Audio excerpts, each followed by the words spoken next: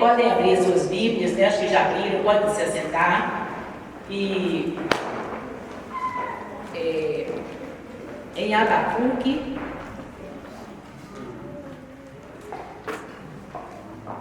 capítulo 1.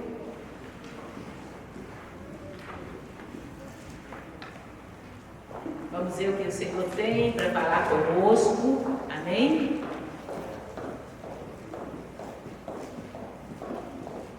Eu quero agradecer aos companheiros de oração.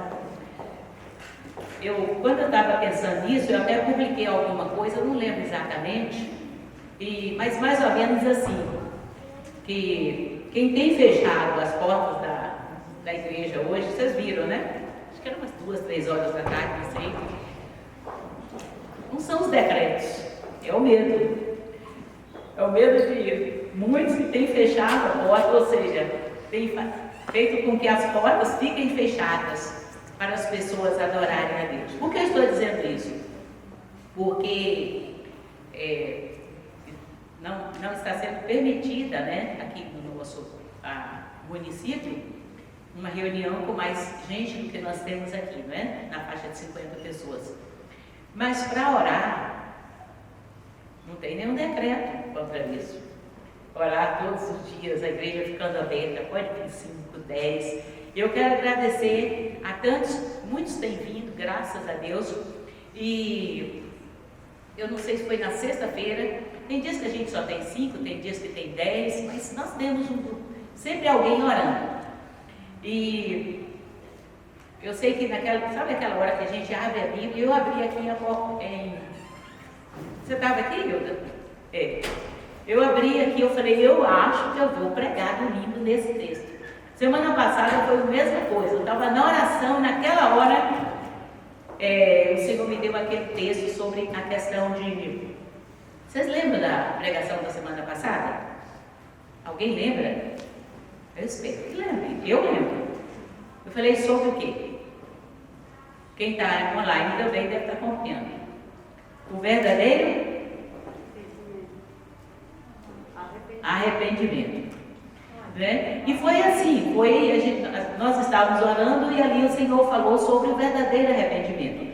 Essa semana eu abri a Bíblia justamente aqui, neste versículo, do capítulo 2, né?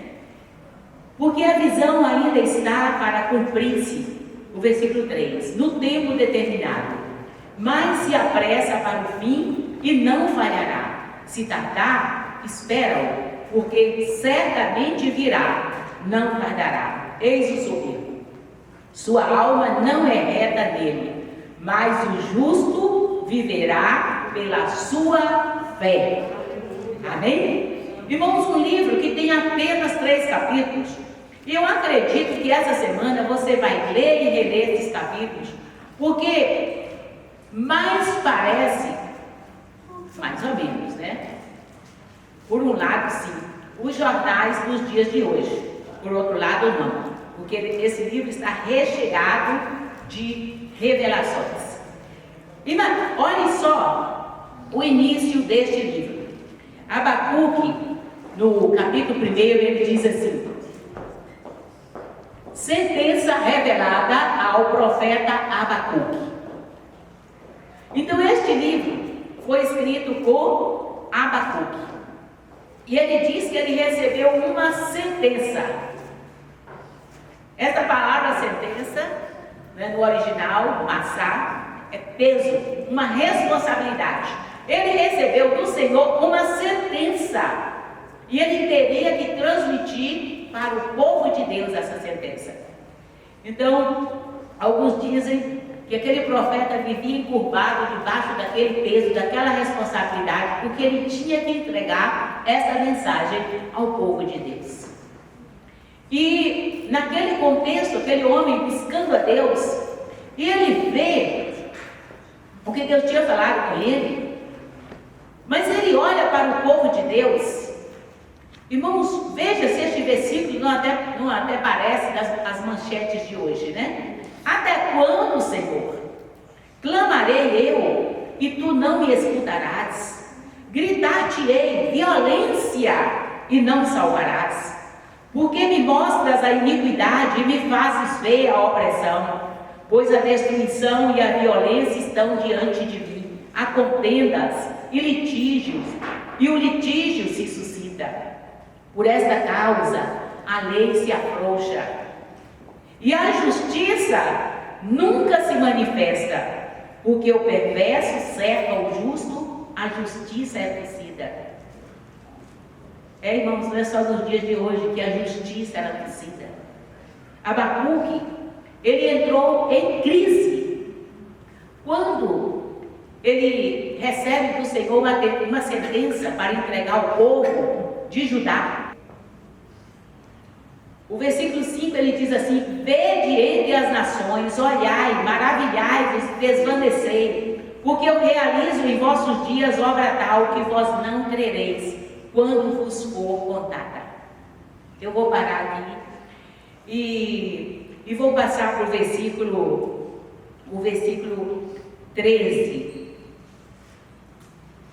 Quando Abacuque diz assim: tu és tão puro de olhos, que não podes ver o mal e a opressão, não podes contemplar. Por que, pois, toleras os que procedem perfidamente e te calas, quando o perverso devora aquele que é mais justo do que ele? Então, a grande questão de Abacuque era esta: Deus, o perverso, está devorando aquele que é mais justo do que ele. Não é justo, Senhor, isso acontecer. Não é justo, Senhor, nós vemos tantas pessoas sendo agredidas. Não é justo, Senhor, nós vemos essa corrupção desenfreada. Não é justo, Senhor, quando existem tantos justos e estes justos estão sendo sofrendo as consequências juntamente com os perversos. E Abacuque, ele diz assim: até quando, Senhor? Até quando, meu Deus, isso vai acontecer? Por um acaso, algum dia você já chegou a dizer assim: até quando, meu Deus? Até quando? Não vamos falar de tudo que acontece, porque violência e distorção moral e inversão de valores a gente já ouve todo dia, a gente já sabe do que está acontecendo. Até quando tudo isso vai acontecer? Mas quando nós vemos o profeta proferindo isto, é porque aquele profeta, ele recebeu uma comissão de Deus para falar ao povo de Israel. Mas não era de uma forma especial ao povo de Israel. Vocês se lembram? Não sei quantos têm estudado, mas nós temos falado sobre isso.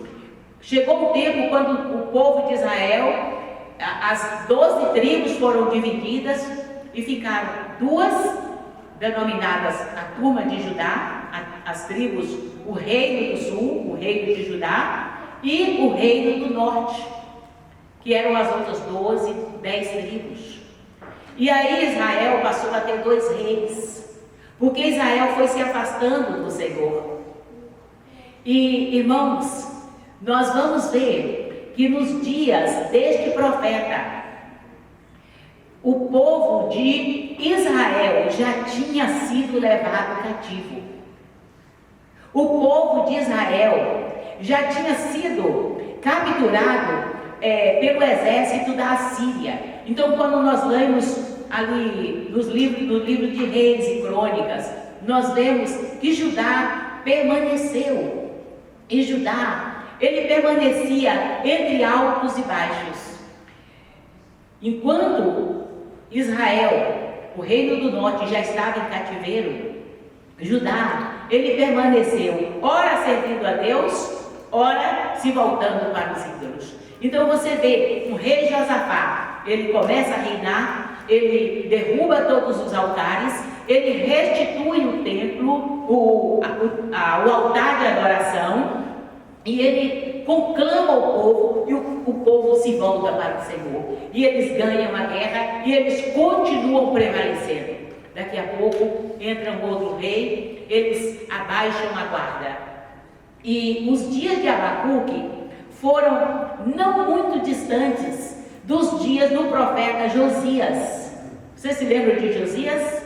Aquele rei, né, que ele foi salvo aos 8 anos, ele começa a reinar, mas depois, assim que ele é dono de si, ele faz uma reforma tremenda, o povo se volta para Deus, e aquele povo está buscando a Deus. Mas mal Josias morre, aquele povo outra vez entra em decadência.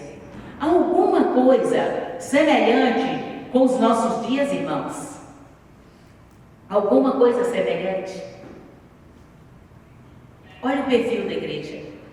Tem uma dificuldade, tem uma luta. Aí, muitas vezes nós vemos pessoas que buscam a Deus, campanha, jejum, oração. Vou fazer um pacto com meu Deus de servi-lo o tempo todo.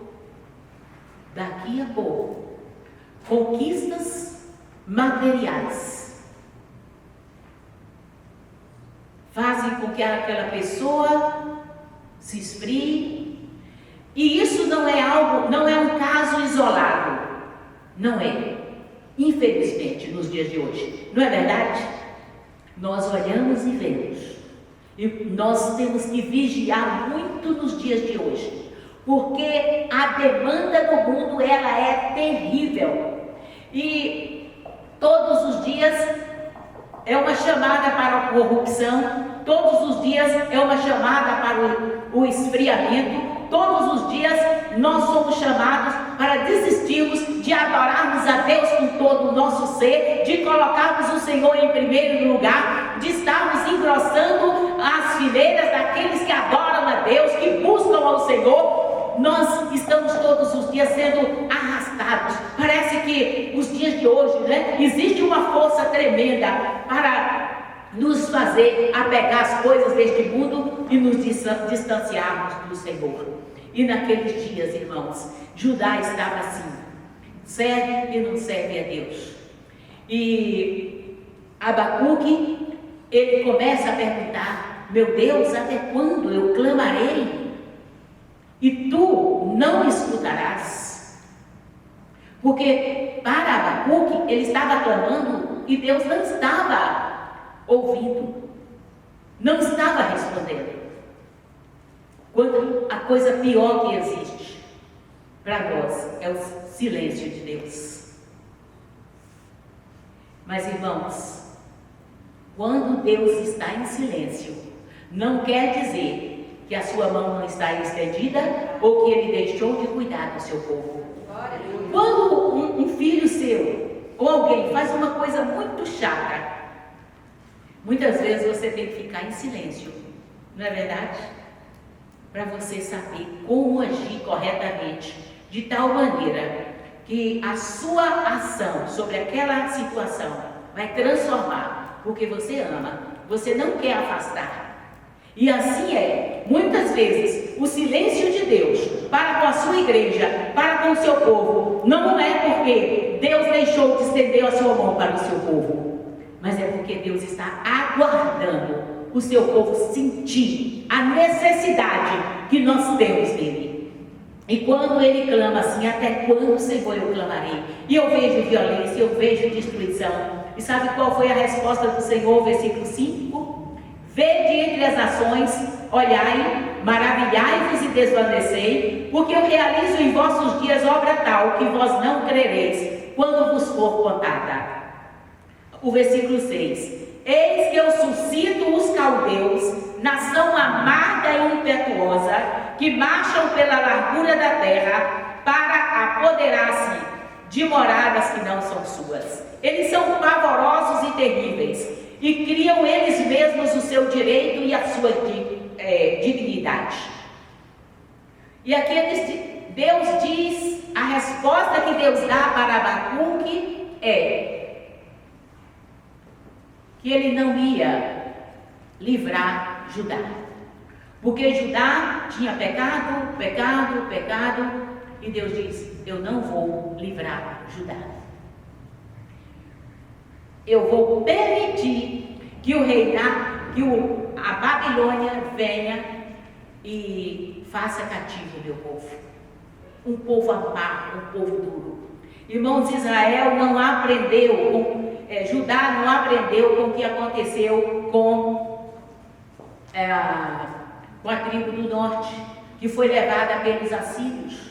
E agora o contexto mudou, já não era a Síria que estava no poder, já era a Babilônia de Nabucodonosor, e aquele povo era terrível. E a Bíblia diz que aquele povo terrível, ele vem para tornar cativo aquele povo. Irmãos, quando ele ouve essa resposta do Senhor, ele diz assim: por-me-ei na minha torre de vigia. Capítulo 2, versículo 1. Por-me-ei na minha torre de vigia, colocar-me-ei sobre a fortaleza e vigiarei para ver o que Deus me dirá e que resposta eu terei à minha queixa. Eu não vou aceitar de maneira alguma que o povo de Deus seja levado cativo. Eu vou me colocar na torre de vigia. Irmãos, quando vem lutas, quando vem uma sentença, a primeira coisa que nós temos neste livro, nós poderíamos dizer que a divisão deste livro seria uma sentença, uma visão e um canto. Uma sentença, a que ele recebeu. Está escrito aí no primeiro capítulo: sentença revelada ao profeta Abacuque. Uma visão. Ele recebe uma visão. E a visão que ele recebe é porque ele se coloca na torre de vigia. Hoje nós já não temos torres de vigia, né? Nos prédios, às vezes nós temos uma guarita de vigia, mas não é nada semelhante. Mas naquelas cidades, naquela época, havia torres de vigia que eram verdadeiras fortalezas, aonde aquela pessoa ficava ali vigiando para avisar, né, para detectar de longe quando o inimigo viria, para que o povo, né, já pudesse colocar guarda para que eles não fossem atingidos. E assim o profeta estava. Ele disse: eu vou me colocar na torre de vigia. Eu vou me colocar. E eu vigiarei. Eu não vou cochilar. Eu não vou dar descanso aos meus olhos. Porque eu quero ver o que é que o meu Deus dirá. Você quer ver o que Deus dirá para você no meio de toda esta crise? E que resposta eu terei à minha queixa? E quando ele se coloca na torre da vigia, Deus está chamando o seu povo, nesses dias de lutas, de dificuldades, de questionamentos, para se colocarem na torre de vigia, porque nós temos um Deus, ele só faz silêncio enquanto é necessário, mas ele continua interessado em cumprir o seu propósito para conosco. Quando Deus tirou o povo do Egito para conduzi-lo a Canaã, em nenhum momento Deus queria que o povo perecesse no deserto. Mas muitas vezes nós retardamos o plano de Deus. O homem pode retardar o plano de Deus. Deus vai cumprir. Deus cumpriu o plano dele de fazer Israel entrar na terra prometida. E que nós jamais venhamos a retardar o plano de Deus. Tanto é que o Senhor diz assim, que nós precisamos apressar a vinda do Senhor. É a Bíblia que diz isso. Que diz isso, não sou eu. Possamos apressar a vinda do Senhor. Então, irmãos, que resposta eu terei à minha queixa? E o Senhor me respondeu e disse: escreve a visão, grava sobre tábuas, para que possa ler até quem passa correndo. Então, foi o primeiro outdoor, né, da Bíblia. Então a Bíblia diz que Deus mandou ele fazer em tábuas grandes, escreve bem grande, para que quem passe correndo possa ver. E o que vai ser escrito ali é o seguinte: eis o soberbo, sua alma não é reta nele, mas o justo viverá pela sua fé. Mas o justo viverá pela sua fé. Sabe qual é a resposta de Deus para nós nos dias de hoje? O justo viverá pela fé. Não. O justo viverá pela sua fé. Pela sua fé. Irmãos, cada um precisa cuidar da sua fé. Esta mensagem foi esta: você vai viver da sua fé. Por isso você precisa cuidar. Mas ao invés de Deus responder, queria dar um livramento. Ao invés de Deus, não é, dizer não, vocês não sofrerão, Deus diz não, o justo viverá da sua fé. Então você vai ver aí o seguinte, que Deus, Ele vai permitir sim, que aquele povo vá para o cativeiro. Abacuque, ele foi contemporâneo de Jeremias e de outros profetas. Esse é considerado um profeta menor, e essa denominação é dada por causa do tamanho da profecia, mas não importa. Você vai ver que é tão pequena esta profecia, mas de um significado, de uma relevância tão grande. São verdades tremendas reveladas aqui e tão atuais. Então aqui o Senhor diz: não vou livrar vocês, não vou, mas saibam de uma coisa: eis o soberbo será destruído, mas o justo viverá. O justo viverá. O soberbo, esse que tem se assoberbado, esse que tem se levantado e disse: olha, esse que tem sido instrumento meu, porque quando o seu povo erra, Deus permite adversidades. Irmãos, muitas lutas que vêm, não é somente porque o ímpio pecou.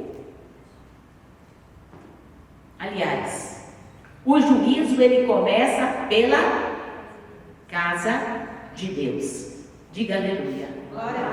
Obrigada, Senhor, por toda a luta. Obrigada. O juízo começou na sua vida, em alguma área. Dê glórias a Deus. Sabe por quê? Porque o sofrimento na vida do crente não é sempre uma consequência de pecado ou maldição. É a língua de Deus para nos purificar, para nos fazer desapegar das coisas deste mundo, para nos fazer voltarmos para Deus e para nos fazer viver pela fé. Porque vida só é vida quem tem fé. Quem não tem fé não tem vida. Quem não tem fé só tem desesperança. Quem não tem fé só tem tristeza. Só vê a demanda, as desgraças deste mundo. Não vê o que Deus tem preparado. Coloque num outdoor bem grande Abacuque e diga para todo Israel, que o justo viverá da sua fé, mas o perverso, soberbo, ele será julgado, ele será amaldiçoado.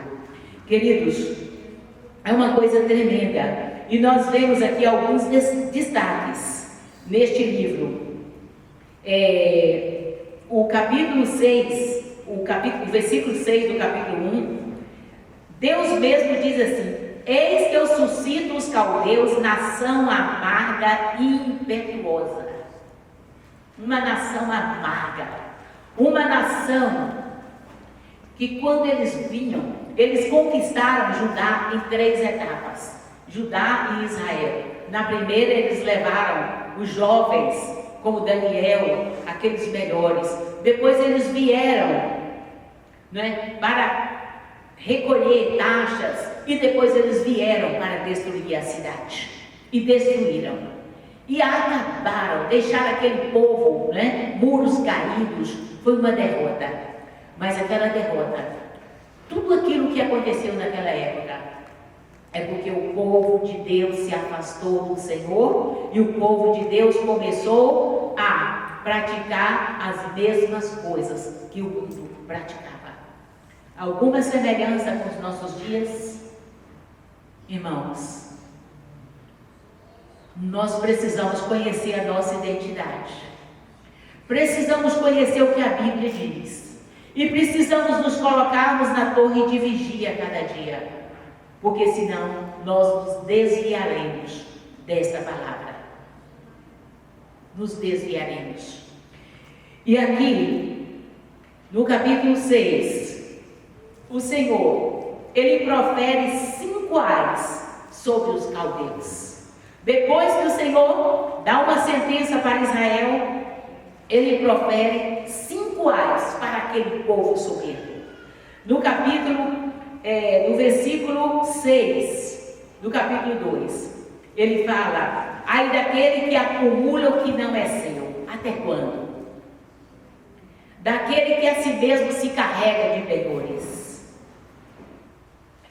Ai daquele que ajunta em sua casa, versículo 9, bens mal adquiridos, para pôr em lugar alto o seu ninho, a fim que livrasse das suas garras. No versículo 12 ele fala: ai daquele que edifica a cidade com sangue e a fundamenta com iniquidade. Quanto sangue tem sido derramado esses dias, quanta iniquidade. Como tem sido triste nós vemos um mundo tão desigual, aonde alguns têm tanto e outros passam fome, outros estão na miséria. Irmãos, eu digo que essa crise, né, que estamos passando, me abriu os olhos para tantas necessidades. Eu não tinha tempo realmente, né, de ir em vários lugares da periferia desta cidade e ver que nessa cidade tem tantas pessoas que vivem uma vida miserável, terrível. E nós olhamos e falamos: meu Deus. Você vê alguns palácios dessa cidade, mas tem algumas que a gente não pode chamar de choupanas. E isso, irmãos, é uma desigualdade social gritante. Mas parece que isso não nos toca. Parece que isso não nos toca. Parece que isso é natural. E não é. Não é. Como igreja, nós precisamos acordar. Nós precisamos clamar ao Senhor. Nós precisamos ver: Deus, será que eu não estou acumulando o que não é meu? Será, Senhor? Será, meu Deus, que eu não poderia agir de uma maneira diferente? Aqui os ais são para aquele povo da Babilônia, né? Bens mal adquiridos, uma cidade edificada com sangue. Aqui o Senhor fala muito dos banquetes e bebedices, no versículo 15: ai daquele que dá de beber ao seu companheiro. E a Bíblia diz aqui, olha que verdades preciosas neste livro: o Senhor, porém, está no seu santo templo. Existe um Deus vivo que está no seu templo, um Deus que enche de glória o seu templo. E a Bíblia diz: cale-se diante dele toda a terra. A terra precisa se calar diante deste Deus, ao invés de estar clamando a ídolos mudos. Ídolo mudo faz uma estátua e chama aquilo de Deus. Ah, mas está representando alguém que está lá nos céus. Não está. A Bíblia diz que não está. E nós sabemos que ídolos vai além de uma estátua. Ídolo vai também de acordo com aquilo que eu coloco em primeiro lugar na minha vida. E eu prezo muito. E chegou a hora de nós tirarmos todos os ídolos das nossas vidas. Irmãos, mas este livro nos ensina, né? Aqui no capítulo 2, quando o Senhor diz aqui, né? A sua alma, a alma do ímpio não é reta nele, mas o justo viverá pela fé. Nós temos algo tremendo aqui no versículo 13. Uma revelação maravilhosa. Eu vou ler o 13, mas está no 14. Não vem do Senhor dos Exércitos que as nações labutem para o fogo e os povos se fatiguem em vão? Pois a terra se encherá do conhecimento da glória do Senhor, como as águas cobrem o mar. Sabe o que o Senhor diz? Que todo este labor das nações, esta busca por poder, em quem será aquele que vai reinar? Irmãos, naqueles dias, né? Foi nos dias quando Daniel provavelmente teve aquela visão. Aquela visão daquela estátua. A cabeça era o reinado da Babilônia. As mãos e o tronco era o reinado, né, do Persa. As pernas correspondiam, que era de bronze, né, correspondiam ao reinado grego. E agora, nos dias de Jesus, aqui foi a profecia, foi chegado depois o reinado romano. Mais uma pedra, né, naquela visão que Daniel teve, uma pedra, ela foi deslocada da montanha e ela bateu naqueles pés, e aquela estátua foi por terra, representando que todo o poderio, todos os reinos deste mundo não prevaleceram, não prevalecerão, mas um reino, somente um reino prevalecerá, irmãos. E aqui, este pequeno profeta traz essa revelação tão grande, e ele diz assim: pois um dia não vem, eu quero ler antes o contexto, o versículo 13. Não vem do Senhor dos Exércitos que as nações labutem para o fogo e os povos se fatiguem em vão? A Bíblia diz que esta terra será destruída por um essa palavra eu não vou falar agora, não saiu, né? Um estrepitoso estrondo. Haverá uma destruição. E essas coisas todas passarão. E nós sabemos que tudo passará. Mas aquilo que o Senhor estabeleceu não passará. Irmãos, nós somos chamados para vivermos pela fé. Não adianta nós vivermos lamentando. O profeta inicia este livro lamentando. Ele é um dos poucos livros proféticos que ele não ministra às nações, mas ele vai numa contenda direta para com Deus e diz: até quando, Senhor, clamarei eu e tu não me escutarás? Então você vai ver que o profeta ele estava indignado: Senhor, tu não me escutarás. E o Senhor diz: coloque-se no seu lugar. E ele se coloca, ele diz: meu lugar é a torre de vigia, é esse, eu vou vigiar, eu vou ouvir o que Deus tem para mim. E Deus me revela. E dentro dessa revelação, quando Deus dá os ais para a Babilônia e para o povo que anda contrário às promessas de Deus, ele diz assim: mas a terra se encherá do conhecimento da glória do Senhor, como as águas cobrem o mar. Nós sabemos o tanto de água que nós temos, né? E um dia esta terra se encherá do conhecimento da glória do Senhor. Como nós não sabemos, mas a palavra de Deus, ela há de se cumprir. Amém. E o profeta, ele começa a alegrar o seu coração, e ele chega, né, depois deste versículo, né, o Senhor, porém, está no seu santo templo, cabe-se diante dele toda a terra. Foi uma revelação do Senhor para ele. Olha, as pessoas invocam ídolos mudos, mas eu não sou Deus. que está desatento ao clamor do meu povo. Eu sou um Deus vivo, eu sou um Deus que falo, e cale-se toda a terra, porque eu reino, porque eu sou o Senhor. E o profeta, ele faz uma oração, e ele diz assim, capítulo 3, a oração do profeta Abacuque, sob a forma de canto. Aquele homem que estava reclamando, que estava queixando-se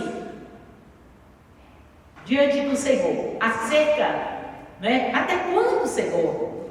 Eu vejo tu te calas quando o perverso devora aquele que é mais justo do que ele, né? Versículo 13. Então ele diz assim, em forma de canto.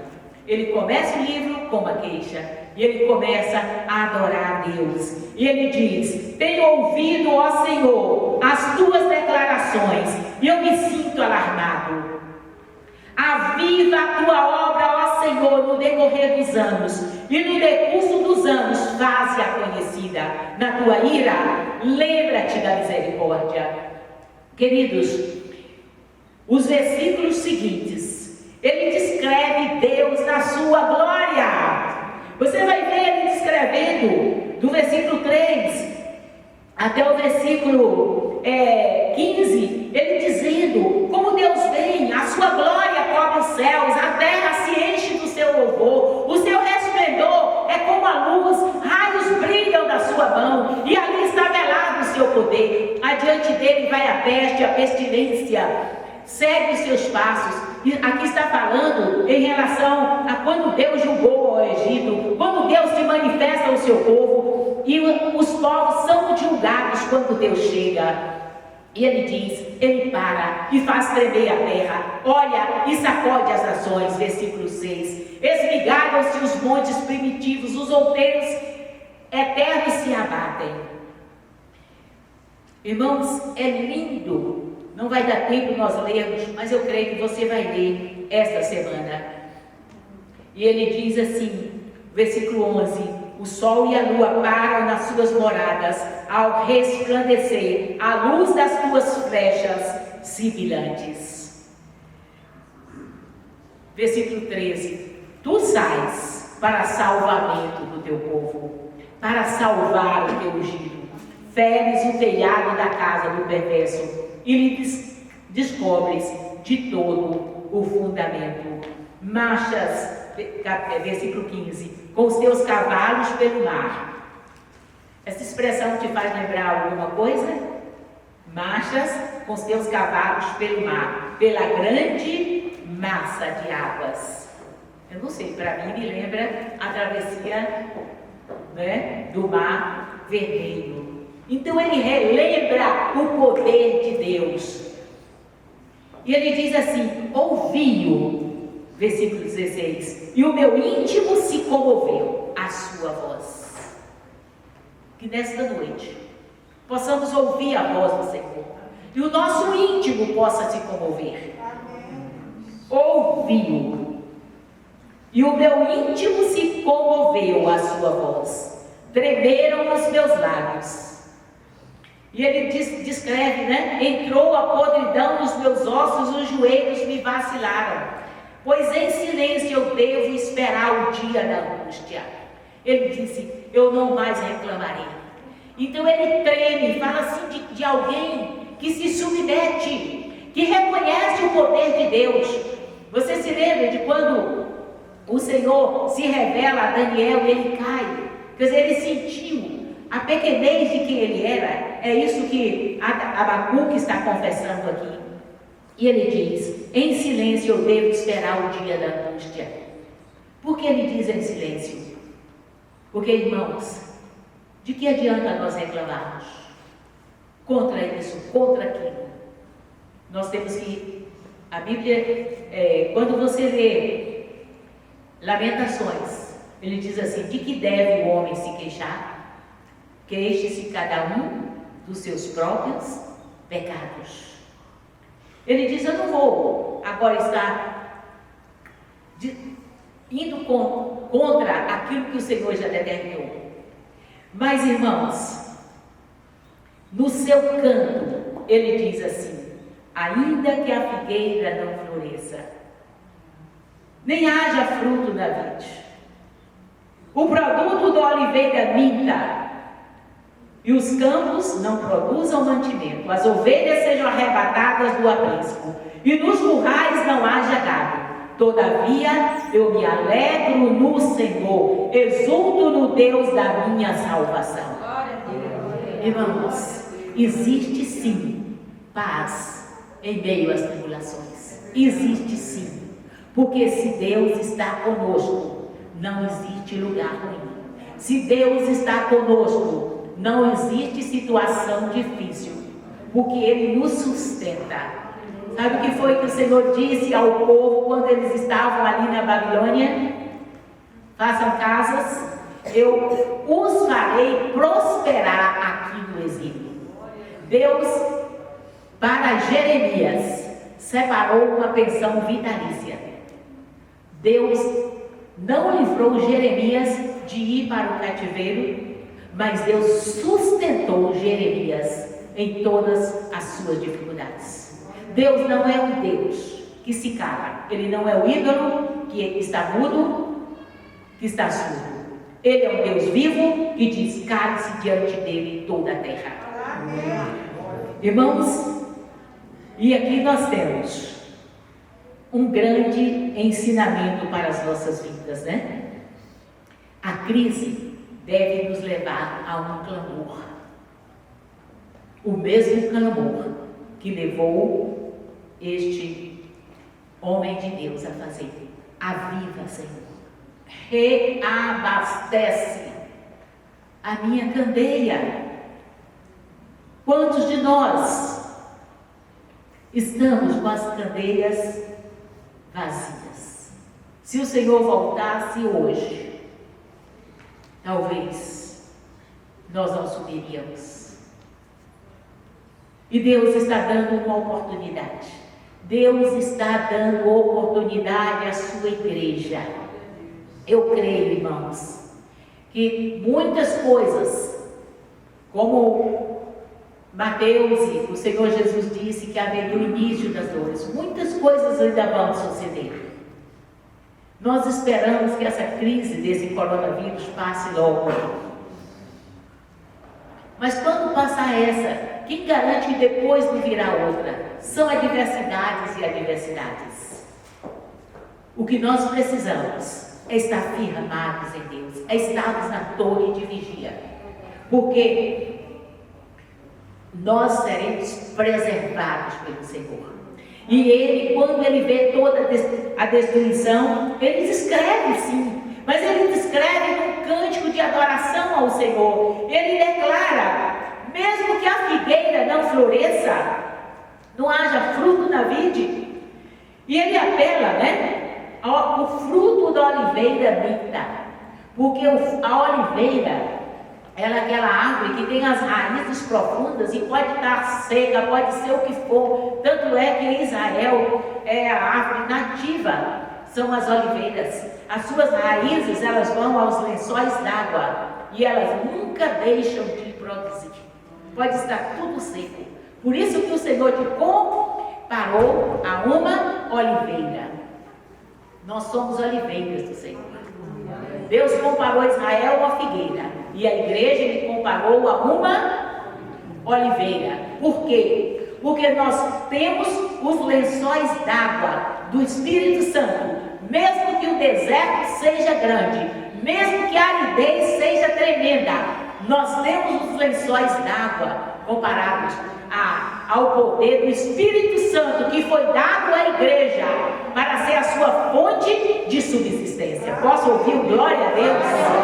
As minhas raízes estão firmadas no Senhor. As minhas raízes hão de se aprofundar no Senhor. E essas crises vão me levar a um cântico de vitória. O mesmo cântico que aquele homem de Deus teve. Ainda que a figueira não floresça, que o produto da oliveira minta e os campos não produzam os seus mantimentos. Ainda que as indústrias, que haja indústrias fechadas, ainda que Problemas difíceis afetem a economia, ainda que rebanhos já não sejam como antes, ainda que as fontes de renda que eu tinha não sejam como antes. Será que podemos dizer isso? Ele disse assim: todavia, eu me alegro no Senhor e exulto no Deus da minha salvação. Todavia, eu me alegro no Senhor, porque a alegria, a verdadeira alegria, ela é fruto do Espírito Santo dentro do nosso espírito. Irmãos, vocês sabem que tem gente que tem de tudo.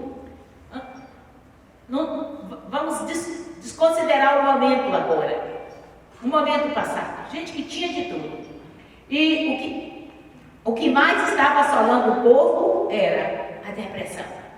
O que a gente mais estava ouvindo ultimamente era suicídios. Não tinha coronavírus. Aliás, eu nem tenho ouvido tanto de suicídios nesse período. Não sei se agora o foco é outro, mas eu não sei vocês, mas eu não vi. Por quê, irmãos? Porque o homem estava infeliz. Não é porque lhe faltava bens, não é porque lhe faltava um teto, não. O homem estava infeliz porque a humanidade tem se afastado do Senhor e tem buscado seus próprios interesses. E é por isso que vem essa revelação tão forte para o Senhor, para nós do Senhor. Olha, não adianta você ficar reclamando, se queixando. Até quando, Senhor? Coloque-se na torre de vigia. Saiba que o meu reino é o único que permanece para sempre. E olhe, aviva, Senhor, aviva a tua obra no meu coração. Aviva a tua chama. Aviva. Já foi acesa dentro do seu coração a chama do Espírito Santo? Como ela está? Como está a sua vida? A sua comunhão com Deus é diária, é contínua. Olha, quando o Senhor fala sobre todas aquelas parábolas, cuidado, virgens, 5 virgens tinham azeite, 5 não tinham. É uma advertência, ainda é tempo para você reacender a chama do primeiro amor da sua vida. Ainda é tempo para você se alegrar no Senhor, para você dizer: aviva, Senhor, a tua obra no decurso dos anos, e no decorrer dos anos, faze-a conhecida, Senhor. Faze conhecida a tua obra, faze conhecido o teu nome, faze conhecido o teu evangelho através de mim. Coloque-se de pé. Eu convido a equipe de louvor para vir até aqui. E você pode dizer comigo os versículos 18 e 19. Todavia eu me alegro no Senhor. Todavia eu me alegro no Senhor. Sabe quem é que pode dizer isto? Aquele que ouviu e compreendeu aquela grande mensagem. Irmãos, a mensagem que Deus revelou a Abacuque foi a mensagem básica da vida de Paulo. E Paulo cita no capítulo 1 de Romanos: o justo viverá pela fé. E lá em Hebreus, no capítulo 11, está registrado também este texto. Apenas 3 capítulos. Um profeta tão pequeno, mas tão grande, porque nos traz uma mensagem tão poderosa para os nossos dias. E eu quero concluir com o versículo 19.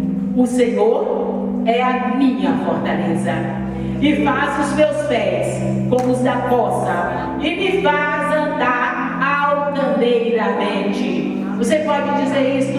Repita comigo os 2 últimos versos. Todavia eu me alegro no Senhor,